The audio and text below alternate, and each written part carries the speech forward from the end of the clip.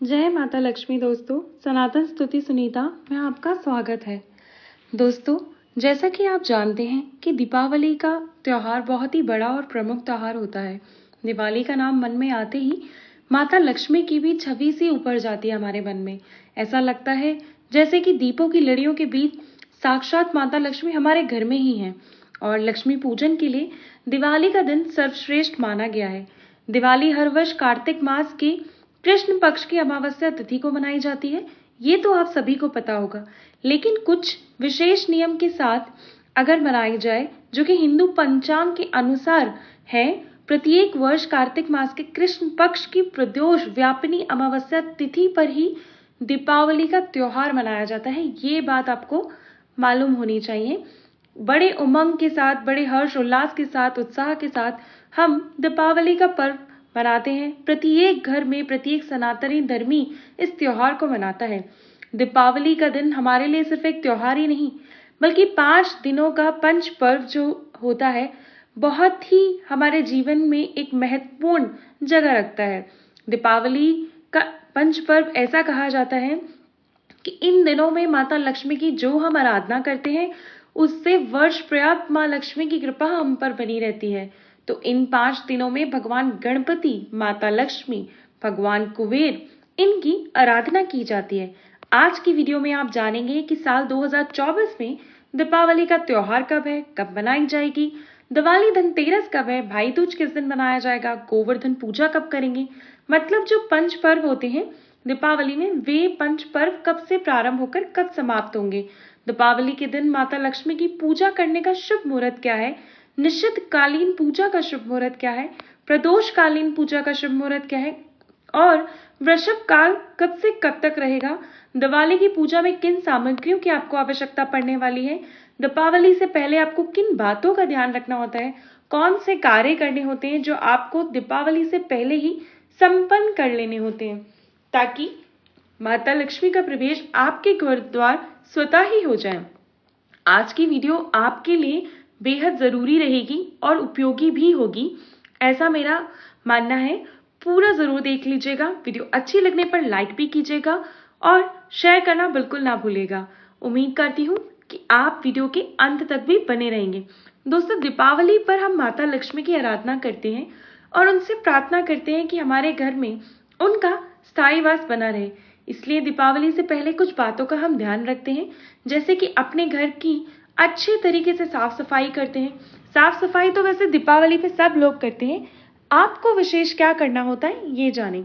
देखिए, जो भी चीज़ें आपके घर में सफाई के बाद ऐसी कुछ चीज़ें आपको मिलती हैं जो आप प्रयोग में नहीं लाते, जैसे कोई टूटा फूटा सामान, बिजली के सामान हो, पुराने कपड़े हों, फटे पुराने जो भी चीज़ें आपको लगे सफाई में कि ये चीज़ें अब हमारे प्रयोग में नहीं आएंगी, हम ये प्रयोग नहीं करेंगे, तो आप उन चीज़ों को आराम से सोच लें कि ये अब कभी प्रयोग नहीं आएंगी। तो आप उन चीज़ों को अपने ही घर में रखे ना रहने दें। जैसे कुछ लोग पुराने कपड़े इस आशा में रखे दिए जाते हैं घर में कि हम बाद में प्रयोग कर लेंगे, और मन में इस चीज़ से लगाव रहता है कि हम ये कपड़े यूज़ करेंगे तो हम रख लेते हैं, लेकिन वो कभी हम यूज़ नहीं करते। फिर अगली सफाइयों में वो कपड़े हमें ज्यों के त्यों मिलते हैं। तो आप अच्छे से देख लें कि अगर आप उन्हें प्रयोग वाकई करेंगे या नहीं करने वाले हैं। अगर देखिए नहीं करने वाले हैं तो संभाल कर मत रखिएगा, किसी को दे दीजिएगा, उसको प्रयोग कर सकें तो ठीक है। क्योंकि जो चीज़ आपके लिए पुरानी हो सकता है कि किसी और के लिए वो प्रयोग में आ जाए, तो आप अपने पुराने वस्त्रों को जो अच्छी अवस्था में हो, अच्छे से धुल के नमक के पानी में उसे धो के साफ करके अच्छे से प्रेस करके किसी व्यक्ति को देने का प्रयास कीजिए जिसको इस चीज़ की ज़रूरत हो। उससे आपको उसकी दुआ भी मिल जाएगी और आपके घर से वो चीज़ें भी निकल जाएंगी जिनका आप प्रयोग नहीं करते। देखिए, घर में इस तरह के अगर आप कपड़े रखे रहते हैं जो आप प्रयोग नहीं ला रहे हैं और कई सालों से आपके घर में रखे रहे हैं, तो वो सिर्फ नेगेटिविटी आपके घर में ऐड करते हैं। जैसे कि इलेक्ट्रॉनिक का आइटम्स अगर खराब हो गए तो या तो उसे आप ठीक करा लें जल्द से जल्द, और अगर नहीं प्रयोग करने वाले हैं तो कबाड़ में बेच दीजिए। खराब अवस्था में अपने घर में किसी भी प्रकार का इलेक्ट्रॉनिक आइटम बिल्कुल नहीं रखें, वो आपके लिए नुकसान का कारण होता है। ऐसा माना जाता है कि बहुत सारी परेशानियां इस तरह की चीज़ें लेकर आती हैं, तो जिससे आपके व्यर्थ में पैसे खर्च होते हैं। इसलिए जब आप दीपावली की सफाई करते हैं तो आपको इस बात का ध्यान रखना है कि कौन सी चीजें आपके उपयोग की हैं और कौन सी चीजें हैं जो आप प्रयोग नहीं करेंगे, और जो आप नहीं करेंगे उस तरह की सभी चीजें आपको हटा देनी है। आपकी रसोई में टूटे फूटे बर्तन पड़े हैं, मंदिर के घर में जो फटी पुरानी पुस्तकें होती हैं, ग्रंथ होते हैं, या कोई आसन जो कटा फटा जला हो, फोटो फ्रेम हो टूट गया हो, कांच टूट गया हो, इस प्रकार की बहुत चीजें होती हैं हमारे घर में, हम इकट्ठा करके रख लेते हैं। दीपावली की सफाई में आप उसे जरूर निकाल दीजिए, इस बात का आपको ध्यान रखना है। वैसे तो मैं कहूंगी कि जैसे ही वो चीजें खराब होती हैं आपको निकाल देना चाहिए, लेकिन विशेषकर मैं आपको बता रही हूँ कि दीपावली पे आपको कम से कम 1 महीना पहले से ही ये चीजें देख लेनी चाहिए अपने घर में कि कौन सी प्रयोग में आएंगी, कौन सी नहीं आएंगी, और अमावस्या की तिथि पर उन सभी चीजों को घर से निकाल दें। इस बात को अगर आप नियमित रूप से पालन करेंगे तो मेरा आपसे वादा है कि माता लक्ष्मी आपके घर से कभी जाएंगी ही नहीं। और एक चीज का आपको ध्यान रखना है कि सिर्फ बाहर की सफाई, बल्कि आपके घर की जो अलमारियां हैं, अलमारियों में भी आपके कपड़े अच्छे से लगे हों, मतलब पूरा बहुत ही आपका जो पूरा रहन सहन, जो भी आप जिस तरह से भी आप अपने घर में कपड़े नॉर्मल रख रहे हैं वैसे नहीं, अच्छे से लगा के रखें, ताकि आपको खुद भी, आपका मन भी खुश होगा अगर आप उस तरह का अपना खुद का ही घर देखेंगे तो। देखिए, ऐसा कई लोगों को लगता है कि कपड़े उठाकर बस अंदर भर दे रहे हैं, अलमारी बंद कर दे रहे हैं और वो साफ है। ऐसा बिल्कुल नहीं है, अच्छे से व्यवस्थित करके आपको चीजें रखनी है, और उसी तरीके से अगर आप रखेंगे तो ही वो सफाई में काउंट भी होता है। आप ऐसा नहीं है कि अंदर कैसे भी रख दें तो बस वो सब इकट्ठा हो गया, इससे सारी नेगेटिव एनर्जी इकट्ठा हो जाती है। ठीक है, तो आपको इस चीज का ध्यान रखना है। जैसे आप अपने पर्स में धन रखते हैं तो फटे पुराने जो पर्स हैं वो नहीं रखें। बहुत अधिक संख्या में अगर आपके पर्स हैं, पर्स खाली हैं, तो वो अच्छी बात नहीं है, पर्स आपके भरे होने चाहिए।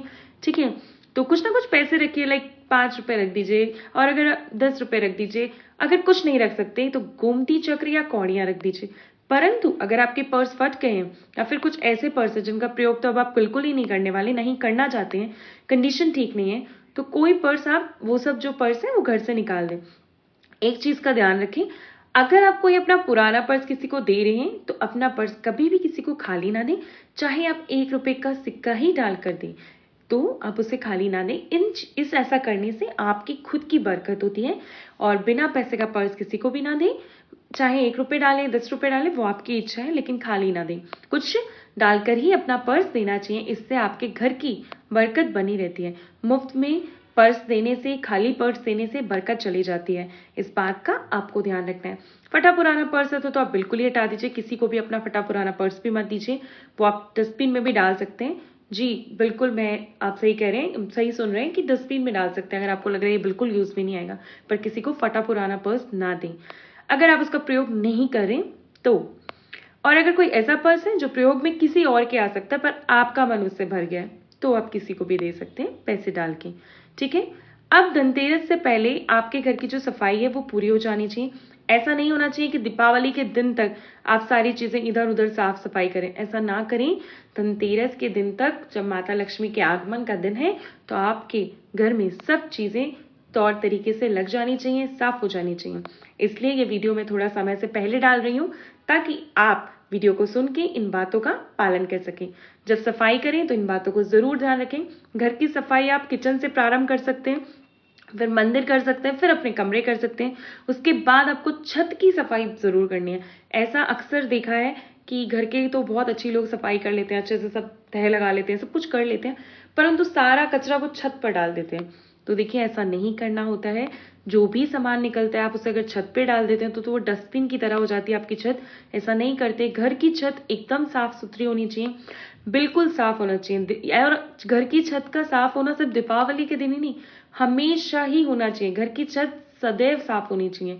किसी भी प्रकार का कूड़ा कचरा, टूटा फूटा सामान, टूटा गमला, पौधे मरे हुए, सूखे हुए, इस तरह की कोई चीज आपके छत पे नहीं होनी चाहिए। अगर आप चाहते हैं कि आपके जीवन में सफलता की प्राप्ति हो तो घर से किचन, किचन से मंदिर की, से छत, सभी सब से आप अपनी सफाई प्रारंभ कर लीजिए समय से पहले। और छत को इग्नोर बिल्कुल भी नहीं कीजिए। उसके बाद मुख्य द्वार से जितने भी कूड़ा कचरा है आप निकाल सकते हैं, सबको बाहर निकाल दीजिए। फिर मुख्य द्वार की सफाई अच्छे से कर दीजिए। ठीक है, इस प्रकार से आपको घर की सफाई का प्रारंभ करना होता है। ये कार्य आपको प्रारंभ अभी से ही कर देने चाहिए, जिससे कि आप पंचपर्व प्रारंभ हो उससे पहले ही आपके घर की सफाई हो जाए, आप अपने त्योहारों को अच्छे से मना सकें और माता लक्ष्मी आपके घर खुशी खुशी विराजें। और जो भी गमले हैं जो टूट गए हो, पौधे सूख गए हो, उन्हें हटा दीजिए, नए गमले लगा लीजिए, नए पौधे ले आइए। और कार्तिक मास प्रारंभ हो चुका है तो आंवले का पौधा ले आएंगे तो बहुत अच्छा होगा। पूरे कार्तिक मास आप तुलसी का पौधा जो है उनका पूजन करिए। 2 पौधे आप लाकर रखें तुलसी के पौधे में, कि अगर एक तुलसी का पौधा मान लीजिए किसी कारणवश सूख भी जाए तो आप पूजा करने में आपकी कोई दिक्कत नहीं आए, इसलिए 2 पौधे आप रख सकते हैं। वैसे तो कहा जाता है कि कम से कम तुलसी का जो पौधा होता है 5-6 की संख्या में घर में होना चाहिए। इसके अलावा केले का जो पौधा है भगवान श्री हरि विष्णु को अत्यंत प्रिय है। कुछ फूलों के पौधे आप लगा सकते हैं, जैसे गुड़हल पुष्प, गुलाब के पुष्प, इस तरह के आप पौधे घर पे लगा लीजिए। कार्तिक के महीने में बहुत शुभ माना जाता है। फिर अगर आपको ये सब नहीं मिल रहा तो घर के आसपास जो पौधा मिल जाए जिसका ध्यान आप अच्छे से रख पाए वो पौधे लगा लीजिए। तो दीपावली पे माता लक्ष्मी के आगमन से पहले उनके रहने की व्यवस्था हमारे घर में जरूर होनी चाहिए। अगर आप चाहते हैं कि माता लक्ष्मी का निवास आपके घर में स्थायी रूप से हो तो आपको उनके रहने का स्थान साफ सुथरा सुंदर बनाना है।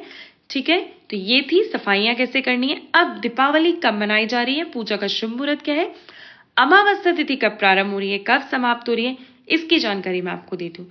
देखिए, अमावस्या की जो तिथि है 31 अक्टूबर 2024 को शाम को 3:52 पर प्रारंभ हो रही है, जो कि समाप्त हो रही है 6:01 पर।